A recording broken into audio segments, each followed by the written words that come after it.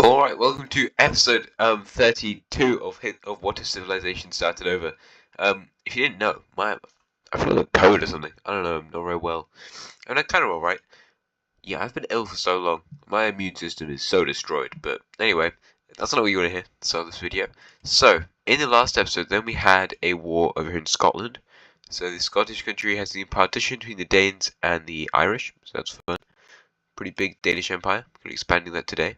We usually do, and also one over here in Romania, as the Romanian country now is kind of Moldovan.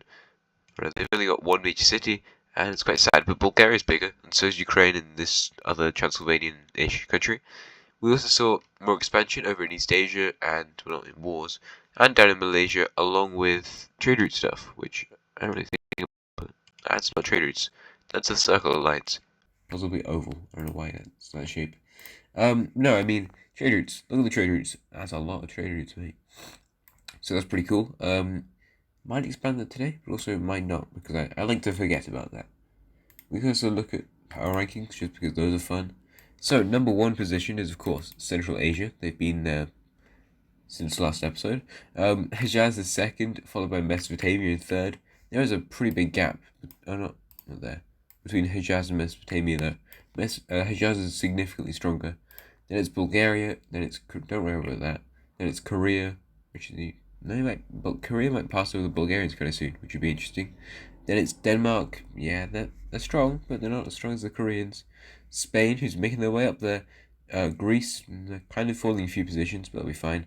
Then it's Bengal. Yeah, they're pretty big and strong. And then newly added, it's the Pyrenees country. So they've made quite a bit of money off of their colonies in America, and I have actually done the provinces of those, which is cool. And yeah, they've made it 10th, so that's exciting. Don't know if they're going to get overtaken anytime soon, but they're there now, so that's fun. Anyway, let's look at some events in today's episode, starting off with colonisation. That's always fun, for all parties involved. To be honest, there's nobody over here, so yeah. Anyway, like it doesn't really matter if there's nobody over there, it's just taking over land. It's like if I go into a field where nobody lives, and just go, yeah, let me have this? They go, yeah. So, this colonisation isn't too bad, really. The Danes expand their Newfoundland colony and take over what I think is St. Edward's Island, but might not be. They're also going to make a new colony over here in Northern Labrador, or Quebec, or whatever this is. So that's a fun new one. Don't think it's going to bring them much economic value, but they're going to do it anyway, because the Danes are funny like that. They also expand their Baffin Island colony to take over all of this southern territory. They're going to take over some more islands, because they love doing that. So here's a load of islands for Denmark. Whoa. I'm going to also go over here to Greenland. This is, I think, their first colony, all the way up here. So they're going to be expanding this one. Like, this is kind of unrealistic how far they've gone into Greenland. But they're going to take over all that stuff, along with some islands, because of course they will be. I don't know why they're going more north, but they apparently just are, so don't worry about it. It doesn't matter. Anyway, we'll check back on Denmark later on, I think, but their empire looks really big at this point. Going over, well, still in America, I mean, we have the, whatever this, Jamaica? Oh, you took over Jamaica. I was like, did I actually colonize Jamaica? The Pyrenees country will be expanding their colony a little bit, so that's exciting. They also take over this island. There's definitely more places they could go to, I just don't know if they will.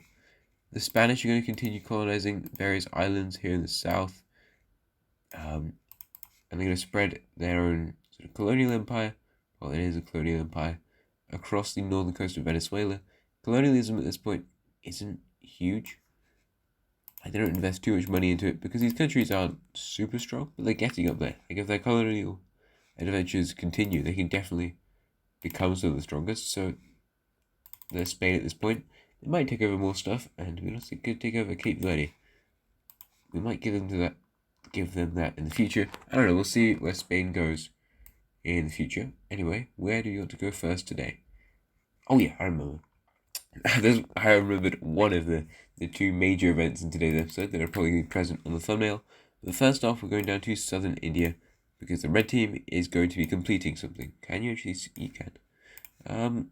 I kind of just showed it, but the orange and the red teams will be going to war. These two countries have worked together a lot across history, they've been pretty good friends, kind of. But there's always been a rivalry for who could dominate southern India. Now, southern India, I would say, it's more like this sort of area. So they might need to take this territory, but we'll see. We're not there yet. Because this would look disgusting. Well, it doesn't look terrible, but you know what I mean. So, they want control over this area. Now, the Sri Lankan country is less so for this. They're like, we could just be friends, and then it'd be fun and trade and whatever. That'd be fun, cool. But the red team's like, nah, wait, we're gonna have to fight you. So what they're gonna do is start an invasion into the orange team. Makes sense. There's a few cities on their border, so the red team will push around, taking this city and also capturing this one in the north. A major offensive is made to connect with the Bay of Bengal, which is done well. They also take over this city and fill in this sort of area, along with annexing all the stuff here. You can kind of just, in these areas, you just go across and then surround it and circle it and take over that. However, the orange team, which has a lot of the troops over here in Kerala, which is this kind of general area, will push up along the coast here and get very close to one of these major cities. Taking it, they weren't exactly prepared for this, but they're just generally a country who's prepared for invasion. So, it was alright. The red team now has their navy in the Bay of Bengal. I mean, I guess you can kind of like move it on logs and carts and stuff. So they managed to get a couple of their naval boats over. Well, if I take off this layer, can I? Oh, I can. Oops. Don't know if we'll run that there. We kind of need to remove that. There's a big splodge in the ocean, guys. Sorry. I didn't know it did that. I did not know it did that. Cool. Anyway, not really. Anyway, so the red team isn't going to focus on this, and however, they're going to continue to focus on attacking the coastal areas of Sri Lanka. So Sri Lanka, they realize they're not doing too well over here, and they're going to pull back a lot of the troops, and unfortunately, they lose control of that city, but it is what it is. The red team now struggles taking these southern cities, which are much more developed by the Sri Lanka country, and, I think this city used to be owned by the blue sort of, what area of India is that? Bengaluru? That's just a city, so I don't even know. So why are there only one major city on your capital island? I don't know, I should change that. But the red team really struggles to take this stuff, and although they push around here, it's just really hard going. Both these countries are some of the most populated on the world. They were kind of equal in strength, but not quite. So this is quite a tricky war, but the red team will manage to connect over here, and they will move round. Why is that gone so loud? Move around taking this major city, and then also taking this one. And yeah, the war just drags on for a long time. There's a little pushback, and although I'm not really showing it, it's kind of like, you can take this bit, and then we take this bit, and then you take this bit, and then we take this bit. And it just goes on and on until the red team takes this. And then Karnataka, which is what I'm going to be calling this country, because that's where it is, tries to navally invade Sri Lanka. Not that easy. They keep trying. All their navies and all the ships that they send just are sent back. They're destroyed. They have to retreat, and they just cannot make a landing here in Sri Lanka. So eventually, they just give up and agree to a peace treaty where they annex all this land. So now the southern Indian country is this one, Karnataka, and the orange country has lost all of their territory on mainland India. Also, who owns these? Oh, it's the Maldives are going to be given to the red country in the peace treaty. Apparently, they're still owned by Kerala, which does not exist anymore. It was a published country. They were in Kerala. So yeah, India has changed a bit. I don't know how the rest of these guys feel about this. They're probably kind of just meh. It's alright. India's maybe a bit scared because they fought against the red country before quite a few times. But no one else really minds that much. Just a more consolidated southern Indian trading nation. Or nation to trade with. Heading over to this country, they are expanding very quickly because they need more land to farm in. There's not a whole load of arable land in their country. So what they're going to do is just expand very rapidly through other areas. I guess works a bit. It's just their population isn't really big enough for the need of this land. So lots of it's very underpopulated. And they're probably the country with the least population density. We also see this green country, who's, I guess, Manchurian, expand northwards into this area. Don't know if there's much of a point, but maybe. Everyone else around them has been expanding, so they might as well too. We see the Baikal country expand their borders. They're a very big country, They don't really need this land, but the Baikal country likes lakes. So they're going to expand their territory a little bit, taking over this lakey area with some disgusting borders. What is this? I don't like it. I do not like it. Sorry, guys. I don't like the borders. I don't know what I just drew there. Oh, this is kind of more acceptable, but not really. Sorry, Baikal. One of my favourite countries here. So, there we go. There's Baikal. They look a bit bigger now. They're also going to expand their territory around here near the trade routes because more money. Everyone likes money. Except people who don't. Anyway, this greenish country, they've just sat here for a very long time doing absolutely nothing. They're going to finally expand around this lake. They recently split into 2 different nations, and also going to expand over here. I hate how much expansion I do in these videos. It's kind of just annoying because I feel like it's wasting your time.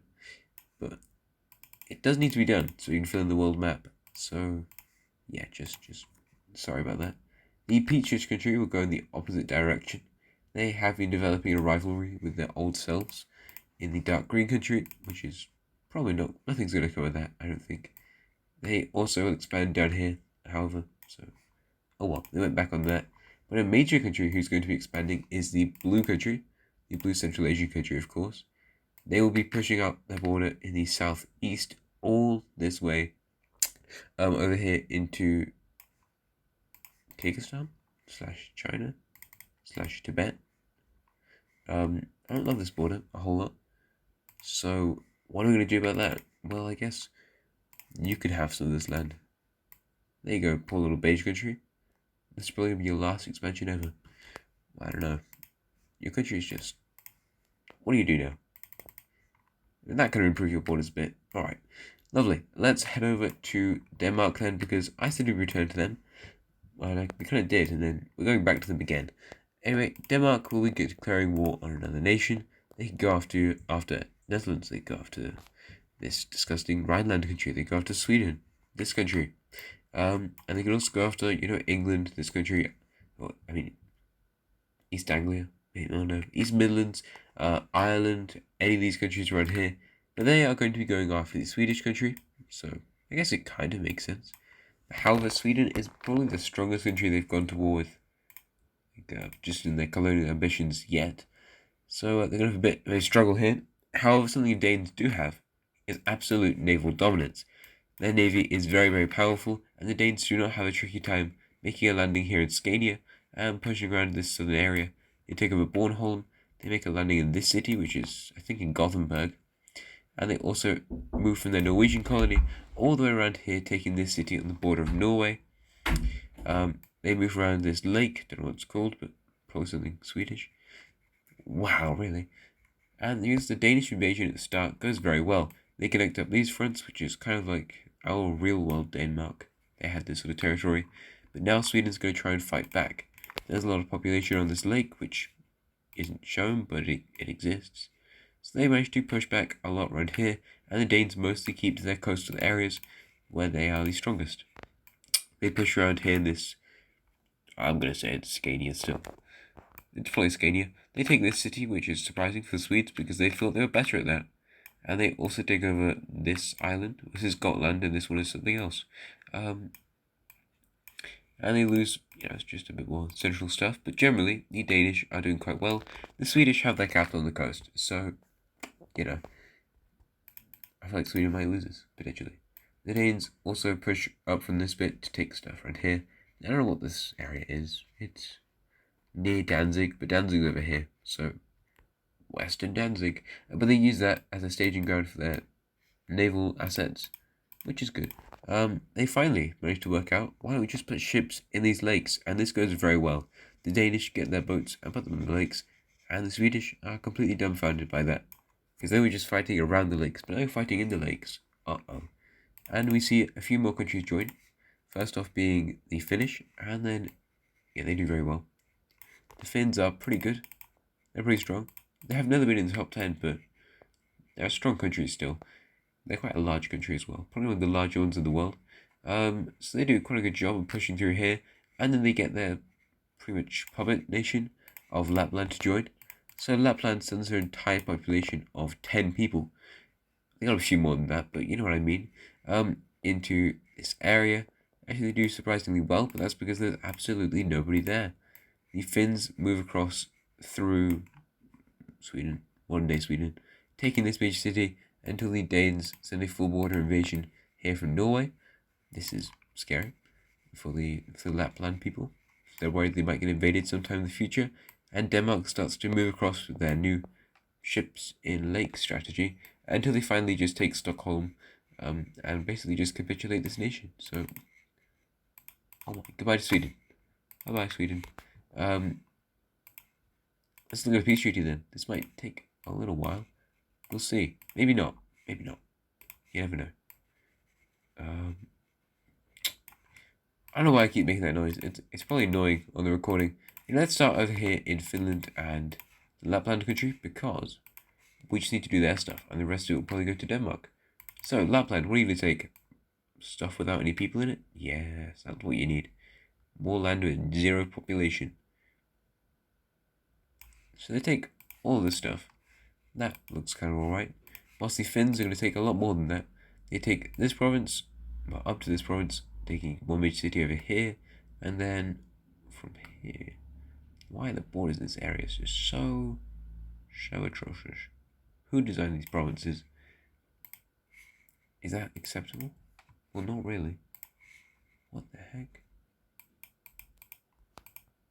Oh my. Yeah, I'm sorry, this is probably wasting your time, but the Finns, they are a very big country for the Druidic religion.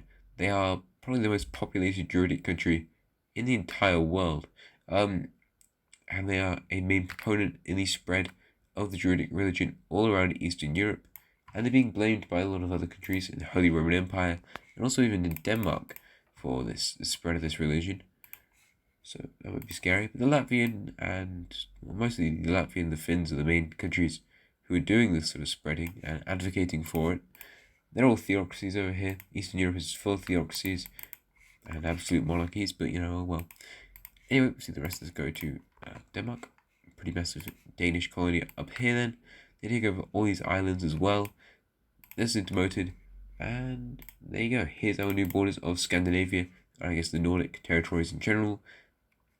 Finland is massive. This country is also pretty big, but full of absolutely nothing. And yeah, if we look at ideology, by the way. Oh, come on, man. That is not ideology.